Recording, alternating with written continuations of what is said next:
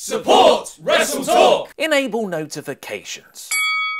Hello and welcome to the WrestleTalk News. I am the other one, Luke Owen. Last night saw WWE hold the annual Hell in a Cell pay-per-view and there was plenty to talk about. Ollie and I will be posting our Wrestle Ramble review later today, and you can watch Ollie Davis's review of the show in 4 minutes by clicking the eye above my head. Or watch this news first and then click the video at the end. We are going to give away some spoilers from Hell in a Cell in this news episode, so if you haven't seen it, though if you have clicked a video about the Hell in a Cell finish and would be annoyed we gave away spoilers, I don't know what to tell you, but if you did click without wanting to know spoilers, I would suggest clicking away now. One of the big talking points coming out of the show was the new redesign of the Hell in a Cell itself. WWE released a video of the cell being erected, and fans were quick to notice that this year's cell will indeed be red. Very red. It's like, how much more red could it be? And the answer is none. None more red. But what's the reason for this change? Well, according to WrestleVotes, it all came down to the various promotion the company has done over the 20th anniversary of the King of the Ring 1998 Hell in a Cell match between Mankind and The Undertaker. They tweeted, "Honestly, with all this 20-year talk about Taker and Foley, I think Vince forgot how old the match was, so he changed it up,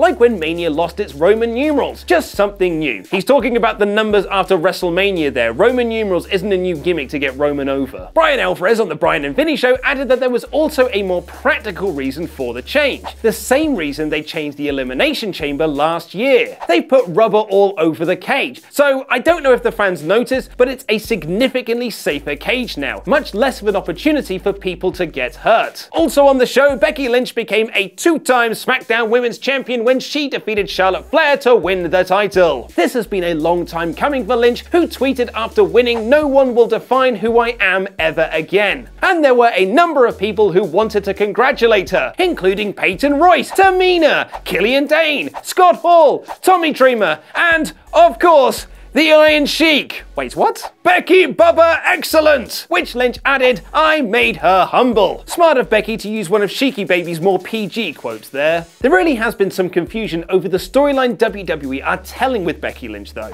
Her attack on Charlotte Flair after SummerSlam was reportedly supposed to be a heel turn, backed up by Lynch's promo on SmackDown where she said the fans turned their backs on her. However, fans heavily cheered Lynch during her beatdown on Flair, and they haven't stopped chanting her name since. Road Dogg lied and said we misread the story. We really didn't. And WWE have since moved Becky into a more tweener role. However, the promo package before their Hell in a Cell match positioned Lynch as the heel, and the commentators put Flair over as the valiant babyface throughout the match. Charlotte even offered a handshake afterwards, but Lynch left her hanging and bailed, again to rapturous applause, despite what Tom Phillips claimed. And to muddy the waters of Flair being a babyface and Lynch being a heel even further, one fan tweeted security asked her to take down her anti-Charlotte Flair sign that said "I boo the woo." She added security said we are authorized to take them. This story was even picked up by mainstream news outlets, which Lynch herself retweeted adding the hashtag "I boo the woo." Not only that, but Twitter user Adam4L has also claimed that his sign reading "I'm only here because All In sold out" was also confiscated before he even got in the building.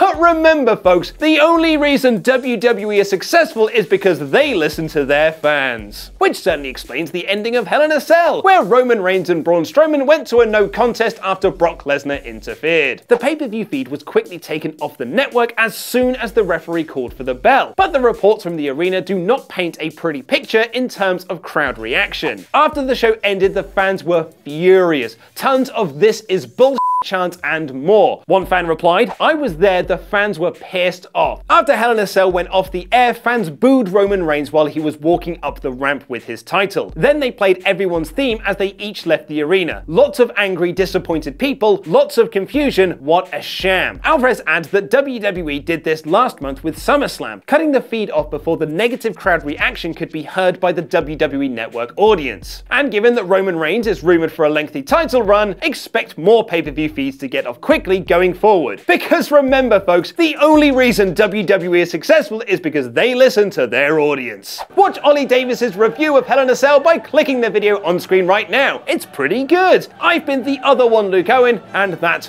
was wrestling.